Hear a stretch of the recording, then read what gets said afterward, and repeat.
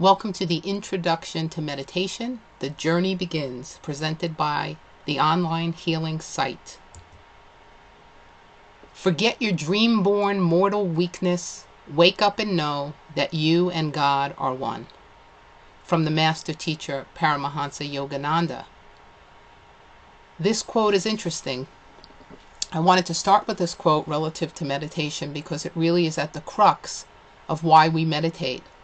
And that is to get to know who we really are in the ultimate sense as divine beings, an offspring of God, part of the divine.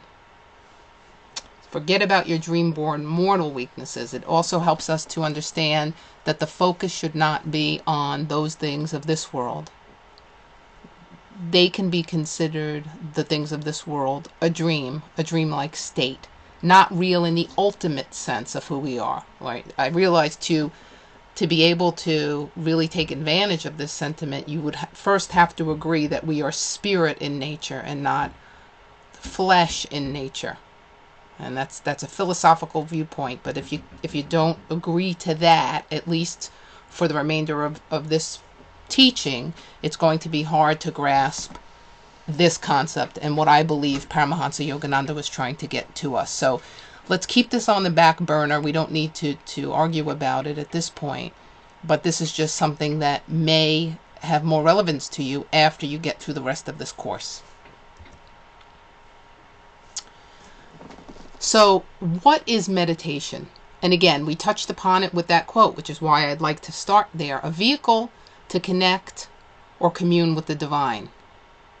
Can we ever really be separate from God, divine, higher power, or whatever word you choose to use for that all-powerful, all-knowing, creative power?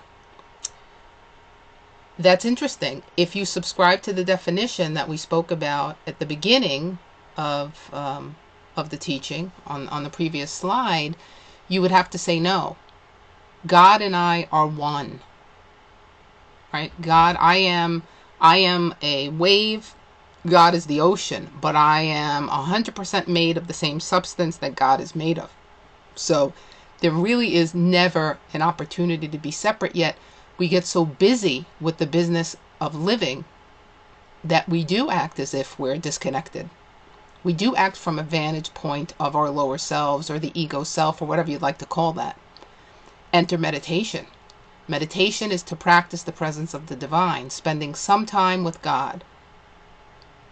So some others may define meditation in any of the following ways: to achieve peace, practice mindfulness, learn to be in the present moment, really a definition of mindfulness, to combat anxiety and depression, to contribute to better health, so on and so forth.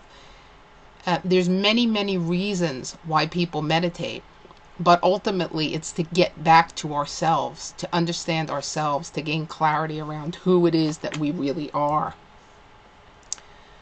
And you see this little quote from me here is, there is nothing that a meditative practice cannot make better. I believe that's true because it brings clarity.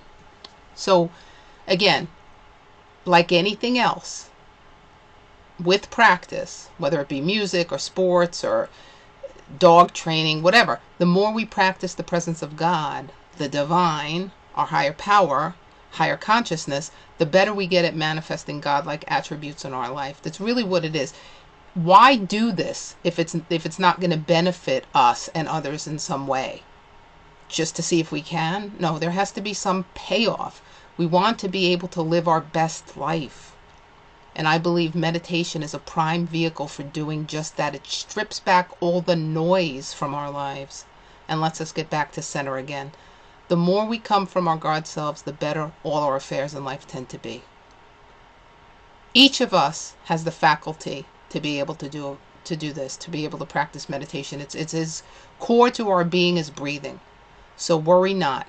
If you're new to meditation, you will absolutely have the faculty to be successful at this. The course will make you aware of just how incredible you are, how strong, intuitive, intelligent, reliable, resourceful, talented, loving, and all the rest. If we are divine beings and we are made of divine substance, then we are made of a list of attributes that I consider and I call good, right? We are made of all that is good. So I know this not because I'm going to get to know you, especially in this medium, but because you will get to know yourself in a new way and understand the magnificent person that you are, a child of the divine, a child of God. And that is true for all of us. None of us would fall outside of that definition. Meditation helps us to lose the intrusive and unhelpful thoughts and attitudes we've developed over the years. We'll be spending more time thinking about our helpful thoughts, advantageous thoughts, thoughts that connect us rather than separate us, thoughts that allow us to be part of rather than on the outskirts, and having a better attitude about ourselves, our lives, and our days. Again, to live more successfully. Prayer versus meditation. Prayer is the science by which we can attune the human mind and will to the consciousness and will of God. Through prayer, we form a loving, personal relationship with God, and his response is unfailing. That's again from Paramahansa Yogananda, who by this time you can tell I'm very fond of, and his teachings and his principles. I adore him. Then Unity.org to have another definition of prayer. Prayer, in its simplest form, is any conscious attempt to experience the presence of God. A much looser definition. Both are fine, right? Just two different examples of what prayer is. So my belief is this: there is a relationship between meditation and prayer. I actually believe meditation is a form of prayer. There's another course on the site that talks about an intro to prayer. You can find out more about that there. At their core, they are both ways to become ever more aware and in tune with the divine, as we've been saying already up until this point. Prayer often comes with words, thoughts, affirmations, and as closely aligned as prayer is to meditation, I still think of them as something different because they really take on different forms. We're going to get into that. So what are the types of meditation? I believe there are four main categories. Now there are enough branches, or vines off these branches, that you can go on forever, and there's probably types of meditation that people come up with. We won't cover every single variance of this, but I put them into four main categories that we're going to go over now in the next several slides. Number one is thinking meditation. Number two is chanting or audible, some type of audible meditation. 3 is emptying, and 4 is movement meditation. So these are the four core types that we'll focus on. Again, if you find others in different categories, that's absolutely fine. These are the four we'll focus on. So thinking, 3 subcategories: visualization, guided meditation, and concentration meditation. All fall under the thinking stream, or the thinking form of meditation. So what's visualization? Some of you may know about this, have practiced this. Even if you engage in basic daydreaming, there's a component of that that's meditative.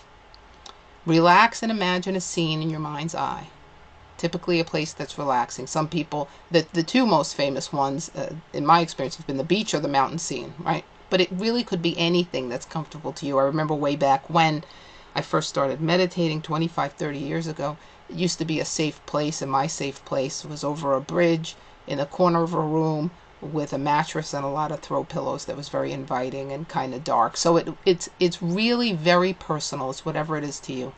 Imagine the scene in as much detail as possible. And this is really key. See, the mind can't tell the difference between what's real and what's imagined. So if we can place ourselves in there using as many of our senses as is possible, and really seeing the detail. What are we wearing? What does our face look like? What is, our facial expressions? What clothes are we wearing? Who else is there with us? Is there a certain scent in the air in the room? That type of thing. We're at the ocean. How does it feel to have your toes right in the sand? That type of thing. So is to the extent that we can make it real for ourselves, we will be more successful. Guided meditation, typically pre-recorded meditation sessions. We have many of these kinds. We have many of all these kinds up on the site, or we will as we continue to build up the content there. But it can also be conducted live, and many of us who lead meditations do just this. A specific journey of imagination. So it's somebody's going to lead you. Picture yourself in front of a, wonderful pond that's a healing pond, that type of thing, to help guide you along the way. This is also very effective. Concentration meditation. This is the use of an external object as a point of focus. A candle, a pendulum, a clock, flowers, crystals, a point on the ceiling or the wall, some external sound. It could be anything, any point of focus that you're comfortable with. These meditations are keen on developing focus, concentration, self-knowledge, calmness, and the witnessing consciousness, observing.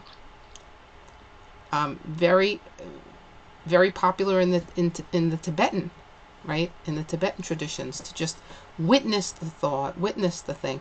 But this is specifically focused on an object, some external object.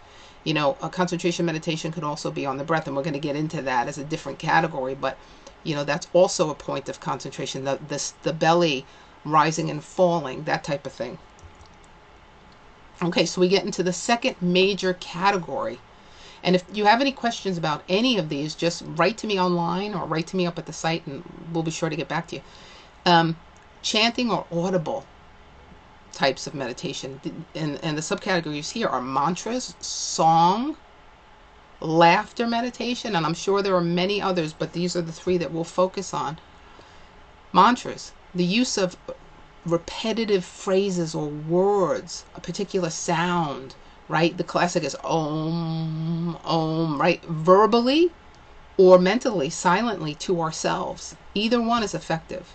People do these in groups, and people do these singularly at home or wherever you may be. That's the great thing about meditation. You can do it and people are not even aware, right? You don't have to make it obvious. You don't have to broadcast it. So it's a wonderful, wonderful discipline to get into. Mantras allow us to tune into our own energy field, or into the universal divine energy field. It's very powerful. If you haven't tried this, I'd like to chant with my focus on the third eye chakra, right? And if you don't know where that is, that's in the location between the eyebrows, just up a bit from there. But I would get it so, and be in so much practice of this chanting and using mantras, that that section would actually start to resonate. It felt like a clearing out, and really just, incredible energy in that area. So to gain more peace, enlightenment, divine guidance, etc. Then we have song, right? And this traditionally could be in the singing of church hymns, gospel, Christian music, or any sacred music. It doesn't have to be related to a church. This is not about church. This is about a personal relationship to the divine, right? It's a personal choice. Bhakti yoga, kirtans, Sufi meditations, Hare Krishna, all these belong to this particular category of meditation in the form of song. And I invite you to check out any of these and see which ones resonate with you. See which ones you'd like to explore. This can be very interesting and exciting. Laughter meditation. I really encourage you to go to YouTube and to Google laughter meditation. I have links here, but of course, this is not a live class, so we won't explore them together. But laughter meditation is such a wonderful thing to behold and to watch, and you really want to be part of it, to at least experience it once. Typically starts with some stretching, some physical movement, then a period of laughter, and then a period of silence.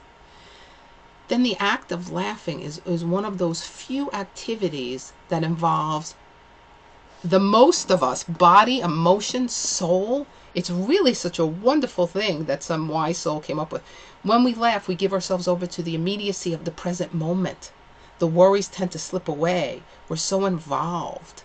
If there was a way to do sports in meditation, it would be kind of like the same thing. It's so involving of our whole selves, right? We also are able to overcome minor physical and mental stresses. Well, many different forms of meditation afford us that. It's all about finding the types that are right for you in the moments that you need them. These are tools. It's a practice, it's discipline, but these are tools for you. Now we get into the third type, emptying, and some might say that mindfulness is this category, at least a big example of this category, quiet mind and breath work. And we are actually going to experience this later in the presentation together to give us a taste of how this would work if you haven't done this. This is some of the most basic types of meditation, also the most effective and beautiful and the most stilling. I love this. There probably is not a day that goes by that I don't use some form of emptying meditation. So quiet mind, the most basic and generic form of meditation. We quiet our thoughts, or at least we don't fight our thoughts. We don't wrestle with the thoughts. And when I take you through, you will see.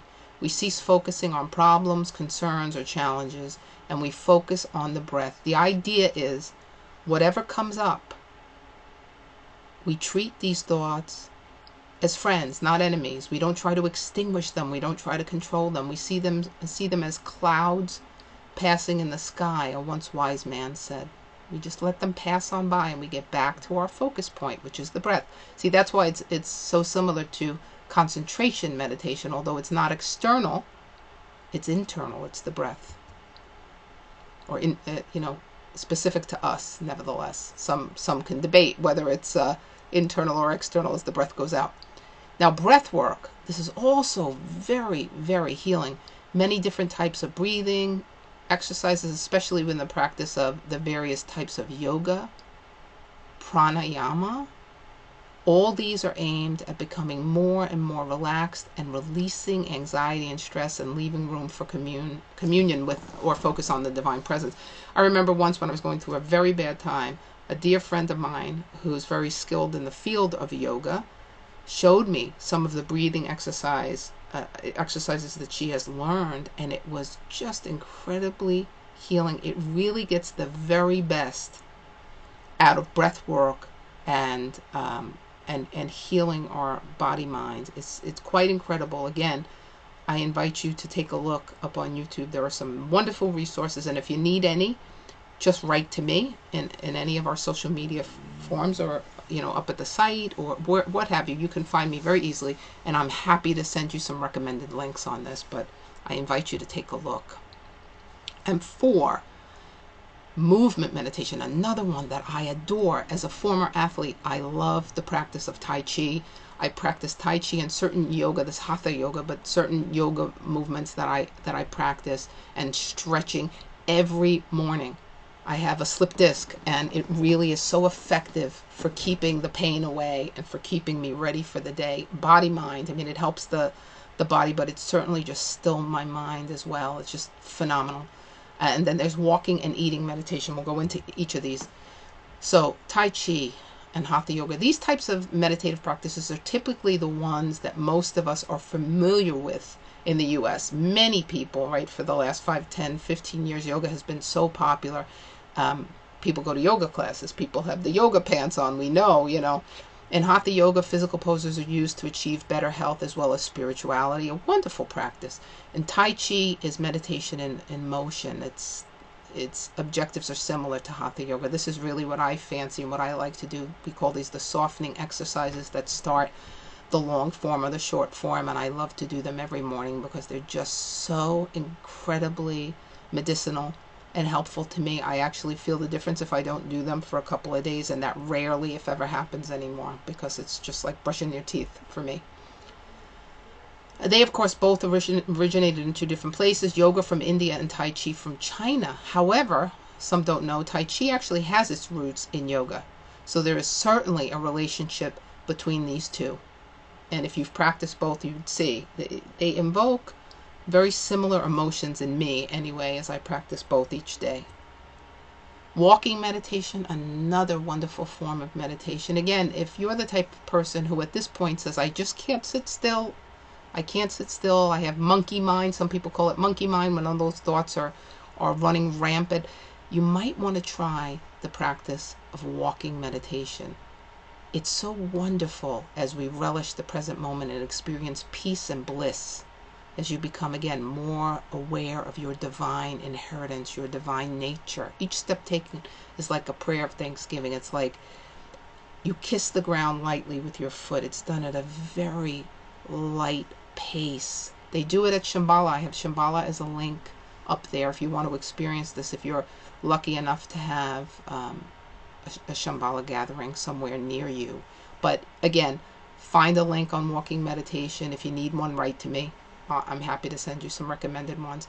But it's just such a wonderful practice, alone, out in the woods or a field, to just get centered, to clear your head. I used to do it when I worked in the office at lunchtime. You know, just such a nice thing. You can do it at different paces and different motions. Incredibly healing, incredibly positive. Eating meditation is another one, and this is one that I should make more use of, but I in fact did this morning, and it's a wonderful experience to be at one with the food, eating slowly and peacefully. With each bite, you're chewing fully, you're experiencing this incredible, you know, experience as you consume the food, right? It's a great practice for those who want to learn how to eat more slowly, digest more fully. I mean, that's so important for us. As if we don't chew sufficiently, and I know I've been very guilty of this, the food doesn't get fully alkalized, you know, so it's important for our overall health. But it's just such a wonderful, posture of dignity when we're actually chewing the food and being grateful for the food. Oh, only good comes from this. So that's eating meditation, and you may want to see some people doing that up online. It's wonderful. So why meditate? We've touched upon some of this, but let's really go into the benefits. What's in it for me, you may ask? What are the benefits? There are many benefits of meditation. Through regular practice, subtle transformations take place in the body, mind, and consciousness. Some of these might be felt right away, and some might take more time to develop, but they all come. The big thing that I would like to stress is do not give up. Do not think, if you go into a sitting meditation and do breath work or whatever it may be, that if your mind for the whole 5 minutes, 10 minutes, 20, 30 minutes does not stop trying to redirect you to your thoughts of the day or worries of the future or regrets of the past, that you have failed. That is not the case. The idea is to practice. The idea is to be gentle with yourself. And again, when those thoughts come in, to sweep you back into the focus of the breath or the sound or whatever it might be for you for that particular meditation. So we definitely don't want to be too hard on ourselves, especially as a new practitioner. There is no goal, you know, definitive goal in mind. I'll reach nirvana if I do this. No, it's about practicing every day and allowing what comes up to be. Spend time with and getting to know better the divine and divine parts of you. We've talked about that all throughout this presentation. This is key. From this, all other things flow and are made much better. Not just better, much better. I have a life beyond my wildest dreams after my meditative practice of 25, 30 years now. It's quite wonderful. I wouldn't do without it. I really wouldn't. Often, as we focus on this as our primary goal, all other secondary goals like stress reduction, improved concentration, the reduction in anxiety and depression, more peace, ability to live in the present moment, at peace with other people, they all start to come naturally as a byproduct. So again, we just focus on the practice, commit to the practice, whatever it is. If it's 5 minutes for you, if it's 30 minutes twice a day, if it's an hour whatever it is for you. You could start very small and very simply. It's about committing to that practice as a gift to yourself, and believe me, all those around you. Other benefits: peace, clarity of thought, improved relationships, increased intuition. Meditation brings objectivity and intuitive knowledge of how to address the problems that arise in the course of life that used to kind of make us crazy and not understand how to deal with them or manage them. Meditation brings clarity. As I started to write this site, so many of the insights that I got, I want to add a page about this, or I want to add this thing to that page, came as a result of my early morning meditation. It's been phenomenal. It's just been phenomenal, and the peace that I have around it. I have a long way to go, but the practice of meditation has been just such a phenomenal tool for me through this whole process. Improves concentration, stress reduction, a greater sense of well-being. As we become more conscious and receptive to the divine, we experience a trust, an increased sense of faith and well-being. Overall, we tend to have more trust in life. That's more faith in life as it unfolds, and we allow life to unfold as it will instead of attempting to control or force an outcome. It's so tiring trying to control everything, isn't it? Meditation helps us to be more in the flow of life. And when we do this, we tend to have less fear and more faith that all will work out for the best. There's a certain peace that comes along with it. Again, promotes the ability to have lucid dreams. Now, lucid dreaming, if you don't know, is the type of dream that happens when you are aware that you are dreaming. And there are great benefits to this, insights and different things. You can look that up as well, but it tends to promote some of that, so don't be alarmed if that happens. Allows for nonverbal communication, so we're able to, it only stands to reason. If we're plugged into this universal energy force, this nonverbal thing, then we get intuitive prompts, right? We understand people better. We don't need them to say full sentences. We just get more in tune with the universe, with the divine, with ourselves and others. Builds focus on single-mindedness, setting our mind and keeping our mind set on our intentions, on what we choose to focus on. There's not as much wavering. Imagine that. Promotes health and well-being. As you start your practice, you will find others, and we welcome, if you have taken this course and you have success stories or questions, certainly, but things to share with us. What health benefits have you realized from your meditative practice? We'd love to hear from you. Find us on the web. So we'll go through now a basic meditation. I'd like to thank you all for your attendance in today's course. We have some wonderful meditations in Meditation Mountain, which is a link off our primary site, where you will be able to experience some of the meditation forms that we spoke about today. Should you have any questions, please feel free to contact us on our site through any of the social media means.